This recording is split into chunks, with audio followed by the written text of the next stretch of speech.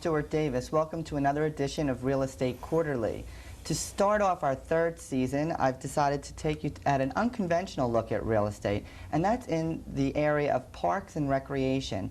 East Brunswick's, one of East Brunswick's most valuable assets is its recreation and park system. With me to talk about that is the Director of Parks and Recreation and Parks and Community Services, Judith Leblein, and her assistant, Tom Williams. Stuart. How you doing? Fine. Judith, tell me about the importance of parks to a community like East Brunswick. Well, I think that a good park system and recreation services are as valuable as a good school system is when a family is looking at a new community to move into. I think people don't realize how much of their leisure time is spent in their community, especially in these economic times where perhaps they're not traveling so much or out of their community. It's very valuable on that respect as far as things to do.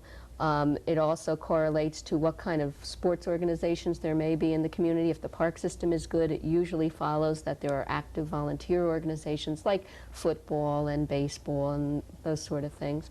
And also environmentally, it's important because parks serve as green spaces. They help with aquifer recharge. They help with the beautiful trees clearing the air and providing new oxygen. So I think on 3 different levels it's very important to consider a park system when you're looking into the new community where your life is going to be and or your children's lives are going to be. Right. One of the best things about working in the Township of East Brunswick is you get to see you have the time to really explore the different parks, and there are quite a few that a lot of people don't even know about, and it's a rather extensive system. Tom, could you tell me, give me an overview of some of the parks and where we can find them? Sure. We have about just under 500 acres of parkland in town. That includes developed parks and undeveloped pieces of property. They range from largest park being Community Park, which is 102 acres and located off Dunham's Corner Road, which would include the community beach and our offices, some tennis facilities at the health department down there, to small neighborhood parks such as Washington Heights Park, which is 1/4 of an acre. That park is located by Mid-State Mall, Fetco Avenue, between Route 18 and Old Bridge Turnpike. To other small neighborhood parks like Sadowski Park, which is located off of Old Bridge Turnpike, Pine Ridge Park, which is located off South Woodland Avenue, up in that area of town. I believe the most popular park in town is Bicentennial Park. It's 34 acres of property there, and it's by far, I think, the most popular park that we have in town. And one of the most beautiful, I'd say. Whenever we have colleagues visiting from other communities, they are just thoroughly impressed with Bicentennial Park, and we take great pride in that park in particular. You may notice there's just a whole new look in the whole park system, that we're trying to do more flowering plants and really trying to enhance the visual ideal behind Bicentennial Park, and being right there on the lake is just incredible. It's gorgeous. Yeah.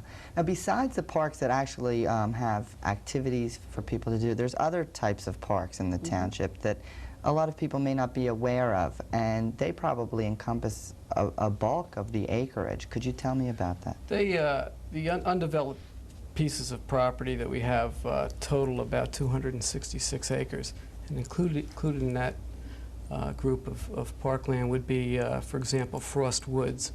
We have 143 acres in that park or property. The Keystone Park Shagnon Wildlife Area, which is located in the Historic District, which is just a natural area, passive recreation, trails, walking, that sort of thing. Yes, I discovered that park in a cleanup effort by students against violating the environment. It was quite a beautiful place. What's the difference between a passive park and an active park, Judith? Well, a passive park is a destination. It's a park area where, for example, in the Old Bridge section of town, it's quite congested. So that serves as their green space. In many cases, it serves as their yard. It's a place to go and sit. You could watch the wildlife, bird watch, just enjoy the flowers, enjoy the view, and take a stroll. And that would be what we would call a passive park. An active park has those amenities that you're so traditionally used to, like a ball field or tennis courts, and you see more activity going on. The undeveloped are just parcels of land that we currently have that either there's no immediate plans for, or for environmental reasons it was important to keep green space in that census tract of the community. It's very difficult for us. We've been trying to keep a nice balance because, as you know, East Brunswick is separated by Highway 18 and the New Jersey Turnpike. So we're always trying to balance that people can get to either a neighborhood park or a passive area without having to go all that far. But it is one of those driving communities, and that's, you know, one of the things that you do deal with. Right. Well, whenever you look at a community and the real estate makeup of the community, you have, most people would think residential houses, commercial, industrial, but a very important part of that whole makeup is the open space and the parks and recreation areas. One of the things, and also it requires, similar to the other types of real estate, maintenance and care and constantly changing. Tom, could you talk about that? How much does it cost the township? What percentage of our budget is going towards these parks? Sure. The Division of Parks and all the maintenance costs, including operating expenses and salary and wages for the employees that work there, represents about 2.3% of the municipal budget. It's roughly $750,000 a year. We have 2 foremen in the Parks Department and 12 maintenance workers and 2 office staff workers in the park system. And what type of activities come out of that budget? I mean, does that include the activities that are going on there? That's purely the maintenance aspect, which the divisions of Parks and Shade Tree deal with. You're looking at the everything from maintaining the ball fields, the infield mix, lining soccer fields, maintaining turf, fertilizer, seed, gas and electric expenses for the facilities, building maintenance. Those are the types of things that would come out of that budget. Seems like it would be more than that, just from the extent of the park. For the product you get, it's really a bargain. Right. Now, there are like housing facilities for a whole consortia of activities. Could you tell me about them, Judith? I know that you're involved quite a bit with the activities. Well, there's the recreation aspect of any park system. As you mentioned in the introduction, we're Department of Recreation, Parks and Community Services, and that's just not Parks and Shade Tree. That involves recreation, handicapped recreation programs, the famous DAISY program, our Alcohol and Drug Abuse Prevention Alliance. There's a great myriad of activities that come from the parks.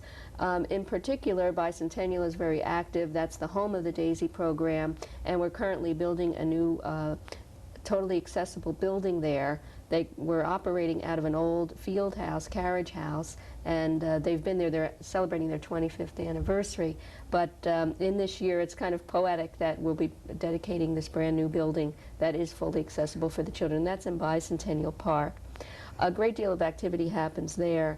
Programming activity happens at Community Park on Dunham's Corner Road. There's a nature center there, and also our community beach, which is lovely and is one of the only kind here in Middlesex County. And we're very proud of that facility. We do everything we can to make it as attractive and entertaining as possible. We are at a shortage of actual room space to run our programs. Each one of our programs sells out very quickly. I mean, it's a blessing. It's a problem that most recreation directors would want to have, but at the same time we have people on waiting lists that are clamoring to get in. And we use the school system for our actual programming. We use our nature center. We'll be using the DAISY Center for expanding our handicapped programs. But we are at a shortage of space for activity, indoor activities. What are some of the assets? You mentioned the DAISY program going up. Could you talk a little bit more extensively about that, the size of the facility, what went into getting it off the ground, and what else is happening in terms of improvements, additional assets to the program that we'll see in the future? Well, I could talk about how it came to fruition. It started several years ago as a small addition to the carriage house. The building itself is very old, and what we found is that it was almost impossible to put a functional addition on there. So a group of parents became a committee, also staff, and we worked on what the needs would be in that building. And the township was able to secure community development block grant money to expand on that project to where we're at now. Tom is supervising that construction. He could talk a little bit more about the building, but it was functionally designed with the architect, Jerome Grushkin, out of Staten Island, to meet the specific needs of the challenged children and adults in our programming. Both Daisy and Friday Night Live will use that.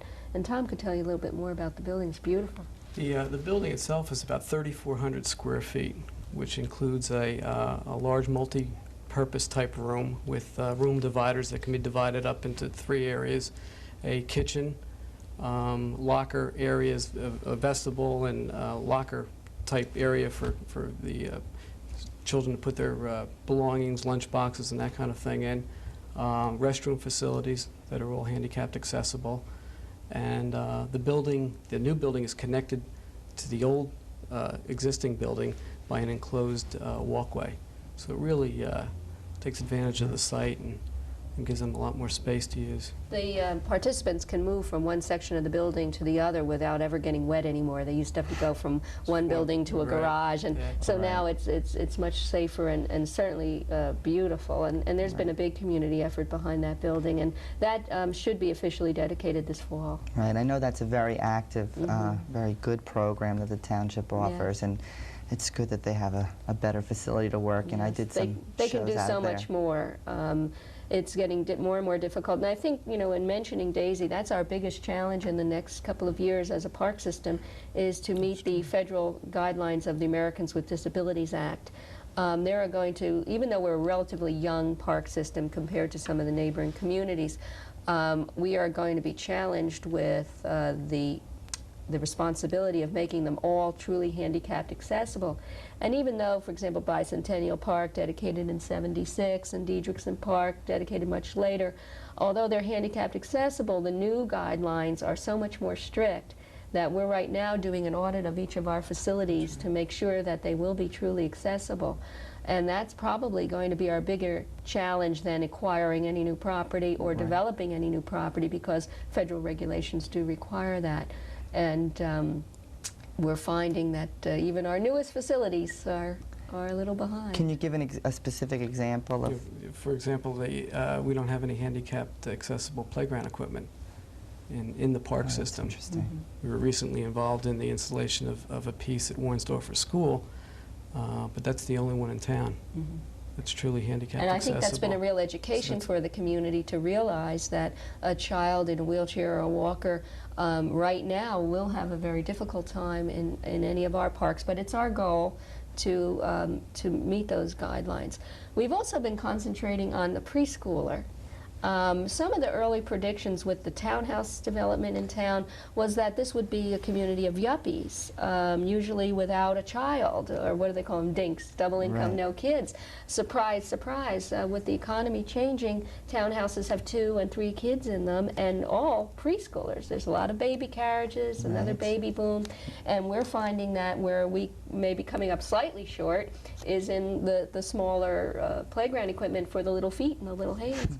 So it's been our goal, one at a time, to try to get preschool equipment in each one of our playgrounds, so that it's a little bit easier on mom and dad that are watching the tiny one, so that they can play along with their siblings. So these are some things that people don't think about, that we have to deal with all the time. Just in the last few years, we put some preschool equipment now at Community Beach, Pine Ridge Park, and in Country Lane Park to address that. Oh, and the people just get love quite a few calls on it. Just love it. I don't think people realize how responsive your department has to be to the changing makeup of the community, to the changing expectations of people's recreational expectations. We really try to be, Stuart, and I thank you for bringing that up.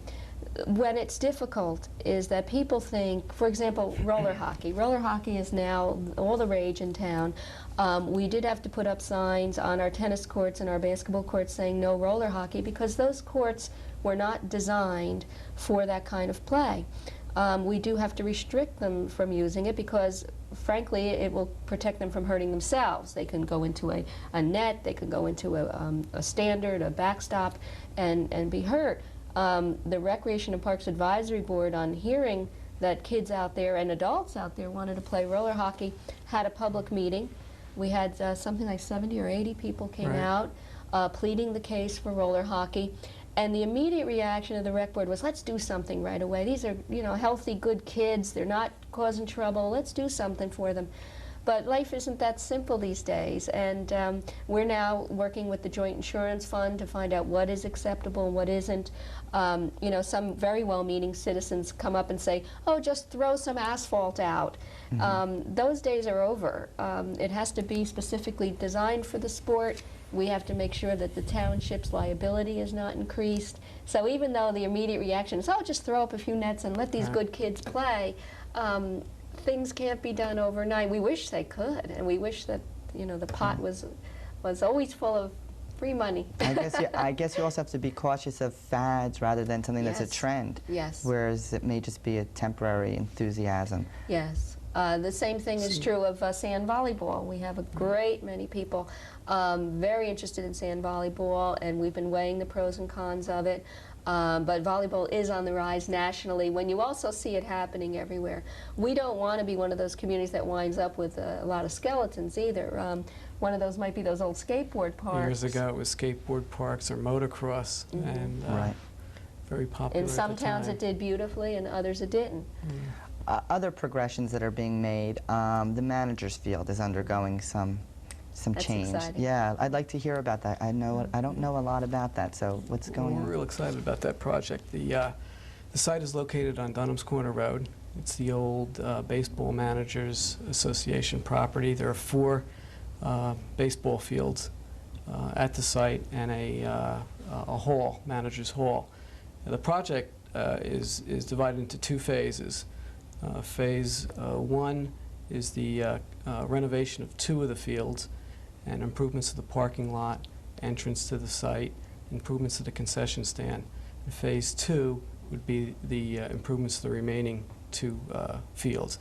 The improvements deal with improved lighting for all 4 fields, irrigation system for the grass, drainage system on those fields. It's always been a problem at that site where if we do get heavy rains, we can't use the fields for several days until they're drained out. The Division of Parks did some improvements since taking over the property in April of last year, and we've corrected some of that so that we don't have quite a severe problem with drainage, but there's still problems with that. We're excited about it. We expect the construction to begin August of '93 and run through April of '94, so that the fields would be ready for play in time for baseball '94. What would you say in terms of that? How does that relate to the former project that was going to go into that former mayor, known as the Field of Dreams? Yes. Sir. Well, actually, when you talk about being responsive, I think that former Mayor Sinagra and currently Mayor Oskowski and their respective township councils saw the need for improvement of the East Brunswick Baseball Managers fields. At that time, having 2 separate baseball organizations was becoming cumbersome. They were each organization needed more volunteers, more money, and the only logical thing for the success of both organizations was to merge. And both mayors and both respective councils did encourage that and embrace that with the 99-year lease. And we've done what we can to preserve the history of East Brunswick Baseball Managers. That's what the complex is called. We're going to try to preserve that building. And what resulted in that, although at moments it seemed tenuous, we didn't know quite sure if it would happen, was a better baseball and softball program for the children. And I think, you know, a lot of the pride aside, a lot of the past history had to be put aside, a lot of the adult kind of, you know, power struggles had to be put aside, and what resulted is in some championship teams and a facility that to the layman looks absolutely beautiful. We know that there's more work to be done, and there must be more work done.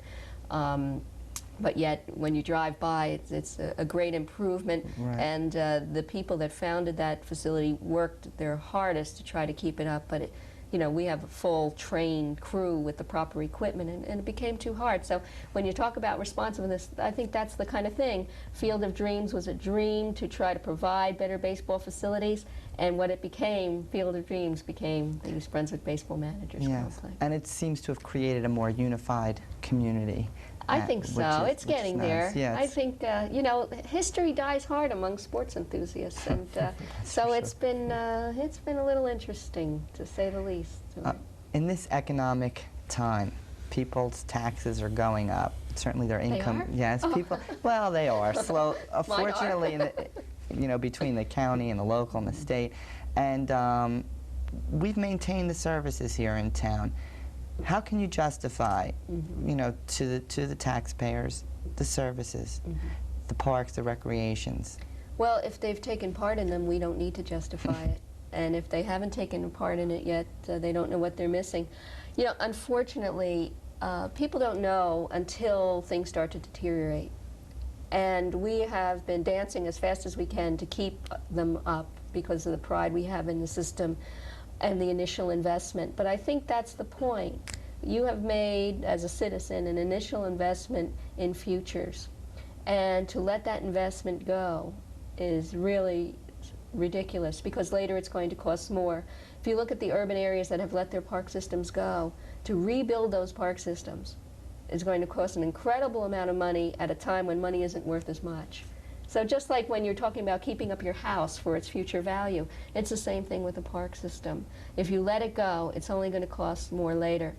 Also, we can benefit right now at a time when property values have lowered, and we can get some more prime property for the township for future use at better prices. During the real estate boom, it was hard to buy parkland. Now we're able to look at it a little bit more seriously. Also, with development Right. costs. We're finding that we're getting better prices for construction right now in the last couple of years for some of the projects that we've been involved in than we have in years ago in the 80s when prices were just out of sight. And in a time like this, when taxes are going up, or just costs are going up, people need free public recreation more than ever. If you trace history, the history of recreation in parks, you'll see that in times of the Depression or in recession times, people are flocking to parks and playgrounds. We have had the best enrollments that we have had ever this past summer. At a Wonderful Wednesday, which is a free children's performance at the beach, we have been in the 800 to 1,000 numbers, better than we have ever entertained before. Or our free concerts. That tells us something. People are home, and people are looking for affordable things for their kids to do. And it's my expertise, I think, and we've discussed this, people tend to want that and see East Brunswick as a community. It adds to the character of the community. Well, that's why they come here, don't you think? Well, the schools might have something to do with it. But I mean, they come here because they want that quality. Sure, and I think that you know, a well-run park system is very vitally important. That's one of the reasons we've chosen to do this show and to highlight some of the parks here. What does the future have for us? Is there something big coming our way in terms of, because the community has grown so, and as much as you guys have, as much as the parks have kept up, I would think that population-wise, in terms of commercial growth, it hasn't gone quite as far as the population has. Could you tell me? Well, the Recreation and Parks Advisory Board is working on their component of the Township Master Plan. So they take the Township Master Plan and they're examining what needs there are by census tract in the community for recreation and parks. So right now they're developing that plan. Some of the things you may have heard about or read about are possible improvements to the community beach, which is going to be studied over the next year. That's something that people are quite interested in and they'll be hearing more about. There's some considerations of some property being acquired in the next few years. So we're looking at that and looking at meeting these ADA requirements and just trying to keep up in these times. Judith, Tom, thanks for joining me. It was very informative. Thank you, Thanks for Stuart. having us. Well, that's about it for this edition of Real Estate Quarterly. I hope you've become more informed about the parks and recreation system and realize what a valuable asset they are to the Township of East Brunswick. For Real Estate Quarterly, I'm Stuart Davis. Thanks for watching.